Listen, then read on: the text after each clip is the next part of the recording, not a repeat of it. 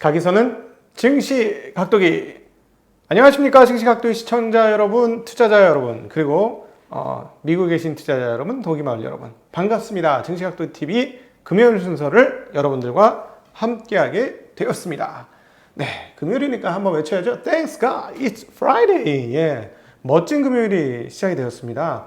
이번 한 주의 흐름을 얘기해 보라면 그랬나 눈누난나 따따라, 네, 이런 분위기죠. 야, 진짜 투자자들은 정말 신나는 분위기인데 계속 말씀드리지만 페이스 조절을 위해서 남들이 잘 되는 건 박수 쳐주세요. 저는 어제 언더퍼폼 하지 않았습니까? 그래 너무 좋아요. 주변의 분들이 잘 됐다. 그리고 댓글에서 도기 형 덕분에 이번에 잘 됐어 막 이러면서 하는 얘기 들어보니까 이제 사는 보람이 좀 생기는 것 같아요. 왜 그렇다? 인간이 얻을 수 있는 행복 중에 제일 큰 행복은 무엇일까요? 저는 이렇게 생각합니다.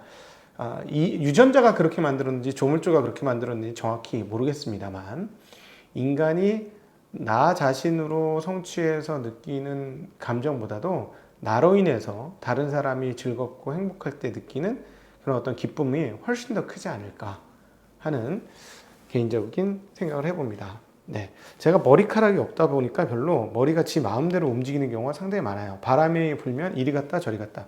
그래서 저는 저 안전 PB한테 다른 거 부른 게 하나도 없어. 두 가지야. 눈썹 진한 거하고 머리카락 많은 거. 참 부럽습니다. 어떻게 할 수가 없네. 그래서 저는 더 열심히 공부해서 다른 쪽의 매력을 가져보려고 하고자 합니다. 자, 금요일, 이제 금요일이죠? 이제 주말이 다가오는데, 여전히 시장은 뜨겁습니다. 미국 시장도 매일 뜨거웠는데요. 이제 여기서 어떻게 하면 더 잘할 수 있을까? 네. 여러분, 공부를 하셔야죠. 공부를 하시는데, 너무 전문적인 공부보다 일반인들은 태도 공부가 훨씬 더 중요합니다. 그것은 제가 정말 분명히 말씀드리고 싶은데요. 사실 태도 공부가 안 되면 아무리 많은 좋은 지식을 쌓는다고 할지라도 물거품입니다. 지난 3월 달에 우리가 많은 기업들을 왜 패대기 쳤습니까? 많은 사람들이. 예. 그게 기업이 나빴기 때문인가요? 심리적인 불안을 견디지 못했기 때문이죠. 그렇기 때문에 오히려 심리를 준비하지 않고서는 주식시장에서 좋은 결과 얻기 힘들죠. 제가 유료 강연 가서도 최근에 첫 번째 드리는 말씀이 이거예요. 우리가 거시경제를 이해하고 미시경제라는 건 미시의 기업단 이것들을 잘 어우러져서 공부를 할 때 좋은 성과를 낼 수 있다. 그러나 그에 앞서 나라는 심리적인 산을 돌파하지 못한다면 이것들이 아무리 출중하게 준비된다 할지라도 낭패를 당할 수밖에 없다. 라는 거는 꼭 기억해 주셨으면 좋겠습니다. 그래서 사실 어려운 학습도 중요하지만 그거는 사실 전문가들의 몫일 수도 있어요. 어떤 측면에서. 오히려 개인들이 투자에 더 좋은 결과치를 얻으려면 투자의 태도가 준비되는 것이 상당히 좋습니다. 그래서 주말에는 투자의 태도 한번 읽어보시면 이게 일단 너무 쉬워. 사실 이렇게 쉽게 글을 쓰니까 조금 쪽팔리더라고. 내가 실력이 이렇게 미쳤는데 너무 쉬운 책을 쓴 거 아닌가 하는 생각이 들 정도로. 그런데 하여튼 딱 읽으면 소설책처럼 금방 읽혀져요. 흥미진진하고요. 그 다음에 에듀캐스트.com에 증시각도기와 함께하는 잃지 않는 쉬운 투자도 굉장히 초보자들의 태도를 중심으로 강연을 했습니다. 두 개를 같이 하시는 것도 상당히 좋은 방법이고 기초가 다져지면 그 다음부터 이제 쌓아가시면 좋은 결과 얻을 수 있겠습니다. 제가 이쪽에서 에듀캐스트에서 가격을 처음에 설정하려고 하는 거에 거의 반절 가격으로 선정을 했어요. 왜냐하면 그 많은 젊은 분들도 있고 하니까 부담 없이 접근하실 수 있게 하려고. 근데 그거보다 더 낮추는 건 좀 안 되더라고요. 그 어떤 구조상 좀 어렵더라고요. 그래서 했으니까 한번 도움 받으셨으면 좋겠습니다. 그리고 이제 연말 연초라서 저희 그 증시각도 TV에서 아주 작은 이벤트를 마련했습니다. 머니사이언스 최근에 우리 각도의 도기 책방에서 나왔던 아주 재미난 얘기죠. 네, 클로드 세넌 그리고 존 켈리 이런 사람, 에드 서프 이런 사람들 과학적 투자 방법에 대한 일종의 시초. 근데 사실 클로드 세넌은 과학적 투자가 아니고 가치 투자의 원조죠. 진짜 원조 중에 원조인데 오히려 워렌 버핏보다 더한 가치 투자자인데 이 책 소개를 했었는데요.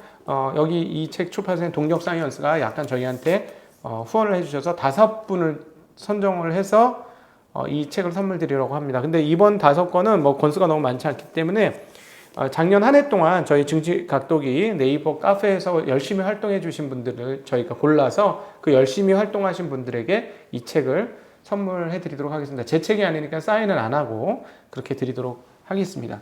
자, 네, 저희 책 사인본 그것도 한번 생각해 볼게요. 네, 이제 뭐 뭔가 이벤트가 있어야 되겠죠. 네, 사람도 많아지고 하는 상황이니까. 네, 미국 시장 빨리 정리하도록 하겠습니다. 헛소리가 많았네. 자, 어제 사실 전 세계 증시 중에서 가장 강렬하게 오른 증시 중 하나를 꼽아보라면 유럽 증시였어요.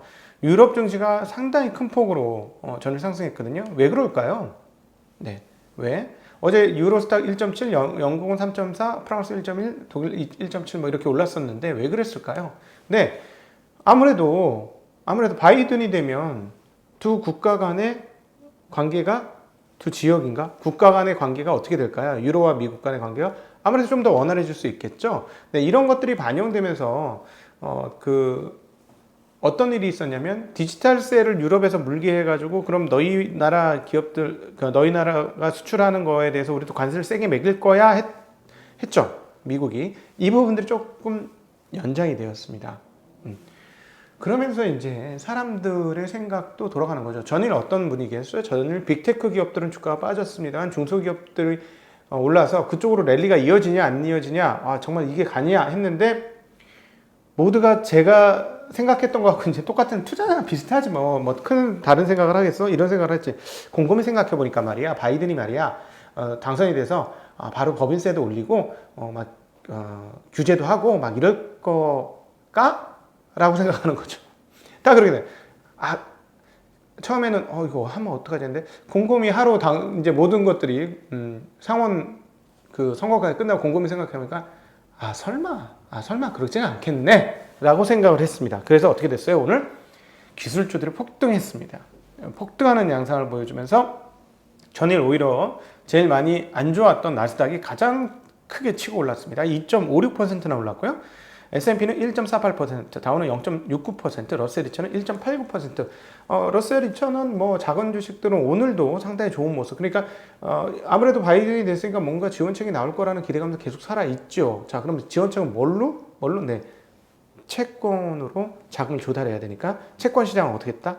약세 연속이다. 자, 채권 시장은 계속 말씀드렸습니다만 특별히 미국 채권은 안전자산이다? 아니다. 지금은. 안전자산이 아니다. 그리고 이 채권 금리가 계속해서 위로 올라가. 채권 금리가 위로 올라가면 채권 가격은 떨어진다. 떨어지는 상황에서 이제 무슨 일들이 회자되고 나타나기 시작하냐면 그동안에 제가 말씀드렸던 중요한 포인트 중에 하나죠. Break Even Rate, 본전 금리, BER. 이것이 2%를 확실하게 넘어주는, 데일리 기준으로 넘어주는 상황들이 발생을 하고 있다라는 것입니다. 자, 이렇게 되면 어떻게 되죠? 드디어 사람들이 인플레이션? 하고 생각하게 된다는 거죠. 그동안의 인플레이션, 사실 지난 10년간 어떤 세상이었어요? 디플레? 아니야. 2020년간 디플레. 기술혁명이 가져온 제조업 단위당 단가의 하락, 그리고 중국의 등장, 그리고 중국의 공장 자동화, 그리고 계속적으로 이어지는 자동화 흐름들, 이런 것들이 어떤 세상을 만들었어요? 제조업 가격의 단가락을 만들어냈죠. 저는 가끔요, 디머식이라는 생활용품 1,000원짜리 팔고 이러는 데 가서 이렇게 한 번씩 구경을 해요.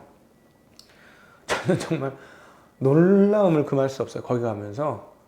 저는 거기 갈 때마다, 이 자동화와 기술 혁신의 이 단면이요.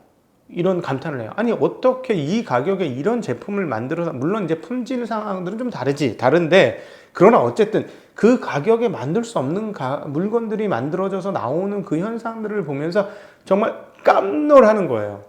물론 뭐 효율성, 대량, 제작 이런 것도 있지만 그럼에도 불구하고 그런 일이 벌어졌다? 우와, 이건 뭐예요? 공장 자동화, 그다음 기술 혁신, 이런 것들이 만들어낸 우리들의 새로운 일상인 거죠. 네, 그게 무슨 말이에요? 디플레예요. 물건 가격이 계속 떨어졌다는 것이죠. 디플레가 지난 20년간 이루어졌던 것인데, 자, 드디어 인플레에 대한 고민이 시작되게 되었습니다. 이런 시점에서 또 하나 중요한 포인트로 이제 미국의 전문가들이라고 얘기하는 사람, 어제 우리가 이미 말씀을 해드렸어요. 우리 각도기 TV가 사실 미국 전문가보다 조금 더 전문가인 것 같아. 제가 요즘 보니까. 서당계 3년이면 풍어를 읊는다는데 제가 여러분 덕분에 미국 시장 조금 헐렁헐렁 넘어갈 수도 있었는데 여러분 덕분에 계속 자세히 보니까 웬만한 미국 이제 전문가들 하는 얘기 좀 우습더라. 교만한 건 아니고 진짜 좀 그래. 너무 뻔한 얘기. 이런 얘기를 하면서 그렇게 연봉을 많이 받아? 갑자기 제가 나 얘네보다 더 잘할 수 있는 것 같은데 나 얘네보다 연봉 한 10분의 1 받을 것 같은데 뭐 이런 느낌? 이런 느낌도. 전문가 회자하는 거 보면 너무 뻔한 얘기인데 드디어 이런 얘기를 하죠. 네, 테이퍼링 얘기를 드디어 했습니다. 어제 테이퍼링 뭐였죠? 연필 깎는 거 같은 거 살살살 깎아내는 거. 즉 돈을 투하하던 거를 슬슬슬 덜 투하하던 거. 1200에서 1100, 1000 뭐 이런 식으로 덜 투하하는 거. 이거를 일컬어 테이퍼링이라고 부른다. 살살살 빼내는 거. 빼내는 게 아니야. 살살살 덜 넣는 거. 장작 더. 예. 어제 진짜 심도 있게 쉽게 제가 말씀드리지 않았습니까? 더 이상 쉬울 수 없다, 진짜. 근데 어쨌든, 테이퍼링 얘기를 하면서 올해 연말 정도면 테이퍼링 하지 않겠느냐라는 얘기들이 회자되기 시작했습니다. 그러나, 한 발 앞선 각도의 TV에서 무슨 얘기한다? 테이퍼링 자체가 지금으로서는 되게 우려할 사항이라고 사람들이 생각하고 있지만, 아니다. 테이퍼링 될 때쯤에 경기의 회복 속도가 테이퍼링을 눌러줄 만큼 테이퍼링 별거 아니야 라고 할 정도로 경기의 회복 속도가 빠르면 테이퍼링에도 금융시장에 충격이 있다 없다? 없을 것이다. 그리고 또 하나의 주체는 누구? 연준? 연준은 그러면 경기에 충격을 주면서 테이퍼링 할 것이다 말 것이다? 안 할 것이다. 경기에 충격을 덜 주는 범위에서 테이퍼링 할 것이다. 네. 그리고 테이퍼링 다음이 금리 인상이다 라는 거죠. 근데 올해 연말 테이퍼링 뭐 이런 전문가들 얘기를 하는데 뭐 충분히 그 시점에 대해서는 뭐 전문가적 관점이라고 저도 생각을 합니다. 그렇다면 테이퍼링이 된다고 그러면 확 꺾이냐? 아니죠. 진짜 우리를 꺾을 수 있는 아주 중요한 요소 중에 하나는 테이퍼링이 큰 폭으로 일어나거나 또는 금리 인상이 일어나면 그때는 정말 위험하겠죠. 그때는 우리가 사람들이 이제 그때는 더 주가가 올라가고 뭐 자산 가격이 올라가고 막 흥청망청 하면서 여기 한 잔 더. 자, 마셔. 치얼스. 막 이러면서 이런 분위기였을 테니까 우린 그때 어떻게 해야 된다? 네. 손에 들고 있던 잔을 내려놓아야 한다. 라는 거죠. 이 잔을 먹으면 나는 취함 속에서 헤어나지 못할 것이다. 그러니까 이 잔을 내려놓는다. 라는 그런 자세가 필요하다는 거 말씀드렸죠. 그 자세 중에 실전 투자자의 자세는 뭐예요? 네, 현금화죠. 현금화가 잔을 내려놓는 거죠. 그러나 여전히 말씀드리지만 저는 여전히 현금보다는 주식이 압도적으로 많다라는 말씀도 더불어서 드립니다. 그러니까 이게 제가 이렇게 조금 더 자세하게 드리는 말씀 좀 위험한데 자세하게 드리는 이유는 한마디 툭 하면 그게 이제 침소봉대되는 상황들이 좀 벌어지더라고요. 좀 과하게. 그리고 또 하나의 전략, 투자 전략 하나 더 말씀드리면 현금성 주식을 사보는 것도 괜찮아요. 이럴 때는. 무슨 말이냐? 이건 뭐 이 정도 이거는 현금보다 더 싸네. 뭐 이런 느낌 드는 기업들이 있잖아요. 제가 이제 말씀드렸던 뭐 예를 들자면 뭐 한국에서는 저는 개인적으로 은행 쪽이 제일 싼 것 같아요. 지금 현재. 오히려 카카오뱅크가 상장되면 나아지지 않을까? 카카오뱅크 때문에 눌려있던 게 끝나지 않을까? 뭐 이런 상상도 해봅니다. 그래서 그런 것들, 네. 그런 것들로 그러니까 현금을 보관을 못하겠으면 현금 비스꾸리한 걸로 넘겨놓는 것도 투자의 한번 방법들 아닐까라고 생각이 듭니다. 네, 항상 균형 잡힌 시각을 가지자는 거 때문에 이런 말씀 드린다는 거 이해하고 계시죠 이제? 네, 자꾸 제가 노파심 들게 하시면 저 홀딱 늙어버립니다. 노파심 안 들게 해주세요. 네, 자, 농담이고요. 네, 그래서 오늘 기술주들 이제 여기까지 나왔고, 그래서 기술주들이 고민을 해본 결과 바이든이 왔을 때 그렇게 충격이 있을까 없을까? 별로 없을 것이다. 그러면서 이제 폭등세를 보여주면서 대표는 어디였어요? 네, 애플이지. 애플은 대표인데 근데 더 대표는 누구였어? 테슬라지. 테슬라 $800 돌파 7.94. 와, 미친. 야, 이렇게 주가가 비싼 이런 미친 가격 상승이 나옵니다. 이런 미친 가격 상승이 나오면서 드디어 머스크는 세계 최고의 부자가 되었습니다. 박수. Congratulations, 머스크. Yeah. 네. 세계 최고 부자가 되었어요. 네. 근데 계속 말씀드리면 남 부자 된 거 배 아파하지 마세요. 박수 쳐주세요. 그래야 내가 잘 됩니다. 항상 그런 생각 가지면서 투자하셨으면 좋겠고, 이머징 마켓도 상당히 큰 폭으로 올라가면서 보베스파 지수가 무려 2.76%나 올랐습니다. 그리고 어제 큰 폭에 빠졌던 빅5가 다 올랐는데, 아마존 3.4, 애플 3.4, 아마존 0.76, 마이크로소프트 2.8, 알파벳 2.99, 페이스북 2.05 올랐습니다. 그리고 칩 주식도 필라델피아 반도체 수가 무려 3.86%나 오르면서 인텔 2.13, 퀄컴 2.98, 마크론 테크놀로지 2.59. 얘는 시간에서 또 올라요. 네, 실적이 좋답니다. 실적이 좋대요. 진짜 얘기했던 대로 실적 좋고 있어요. 2분기까지 실적 좋을 것 같고요. 분위기는 AMD 5.3, 엔비디아 5.7. 와, 엄청 올랐죠. 넷플릭스 1.6, 웰스파고 2.2, 버크셔 1.1 올랐고, 알리바바는 0.3% 떨어졌고, 델타항공 0.37% 떨어졌습니다. 기술주 2.65% 올랐고, 금융주 1.47% 올라서 전반적으로 행복한 시장이 지금 마련되고 있는 미국 시장이다, 이렇게 정리해 볼 수가 있을 것 같습니다. 채권 금리는 3.7bp 10년물이 올라가면서 1.08, 1대 이랬는데 뭐 벌써 1.1 근처예요. 이건 그러니까 뭐냐면, 자, 요 부분에서까지만 말씀드리고 시간이 없으니까 마무리하겠습니다. 달러 지수가 89.3 정도까지 떨어졌다 89.77로 확 올랐어요. 유로 대비로도 올랐지만, 아시아권 통화 대비 상당히 올랐는데요. 아시아권 통화는 지금 달러에는 103을 회복하면 103.8까지 올라갔고요. 103 초반에서. 원은 1094원, 80원에서 많이 올랐죠. 위안도 6.43에서 6.47까지 굉장히 많이 올랐습니다. 여기에는 하나의 언급이 있었는데요. 중국에서 언급이 있었습니다. 외환 관리국 SAFE가 성명을 발표했어요. 외환시장의 무질서한 변동을 막겠다. 외환시장 여건의 평가를 강화할 것. 팬데믹을 포함한 외부 충격에 미친 영향에 세심한 주의를 기울일 것. 이라고 얘기했습니다. 이건 무슨 말? 일종의 구두 개입이에요. 안 돼. 역시나. 우리가 다시 한번 확인하는 것은 지금 중국은 6.5에서 쉽게 물러서고 싶지 않아요. 이게 상당히 강렬하게 지금 작동되고 있는데, 아무래도 더 급하게 떨어져가지고는 제조업, 아무리 중국이 싸게 만든다고 할지라도 이렇게 급변동성에서는 상당히 어려울 수 있고, 또는 가격을 못 올림에 따라서 위안화 상승을 반영시키지 못함에 따라서 채산성이 약화될 수가 있죠. 중국 기업들이. 그러니까 그런 부분들. 그리고 또 하나 더 큰 틀에서는 우리는 일본과 독일처럼 플라자 합의 따위로 당하지 않을 거야 라는 그런 느낌도 상당히 듭니다. 플라자 합의 공간 상황을 찾아서 살펴보시면 좋을 것 같습니다. 오늘 달러, 유로, 엔화 순으로 달러가 강세였다는 점 가장 특징적이고요. 그 다음에 일단 그럼에도 불구하고 옛날에 두 가지 건이 있어요. 채권은 지금 분위기가 완전 방향 탔어요. 방향 탔는데 물론 너무 급하게 올랐으니까 조정을 할 수 있겠지. 충분히 조정을 하겠지만 이거는 약간 추세적인 것 같아요. 달러가 지금 3월 19일 이후로 제일 금리가 많이 올랐는데 이 금리 올리는 추세가 멈출 것 같지 않다. 근데 생각해보니 말이지, 이번에 코로나 사태 되기 전에 10년물 금리는 이거보다 훨씬 넘어요. 1% 중반이 넘었잖아요. 그런 걸 보면은 공간이 없다라고 얘기하기는 어려운 것 같고, 그동안에 많이 언급된 건 역시나 채권하는 애들 입장에서 하는 얘기들이 많이 회자가 됐던 거예요. 그러니까 1.2 넘으면 안 된다, 1.3 넘으면 이건 마치 올락하는 것처럼 막 얘기하는데, 따져보니까 3월 경기가 이제 그 백신 나와서 정상화 된다면 사실 따져보면 3월 전 정도 수준으로 금리가 올라가는 방향이 뭐 그게 와 꼭 틀린 거야? 그런 생각은 안 들더라고요. 그래서 그런 고민들은 같이 한번 지금부터 채권 시장에는 해봐야 될 것 같고요. 달러는 아까 중국에 개입이 있었고, 그 다음에 너무 급하게 떨어지다 보니까 작년에 7% 떨어지고 올해도 1% 떨어졌어요. 그러니까 일부 빠르게 좀 반전을 시킨 것이다, 이렇게 볼 수가 있겠습니다. 지표들로는 미국 연속 실업수당 청구 건수가 507만, 예상 520만이었는데요.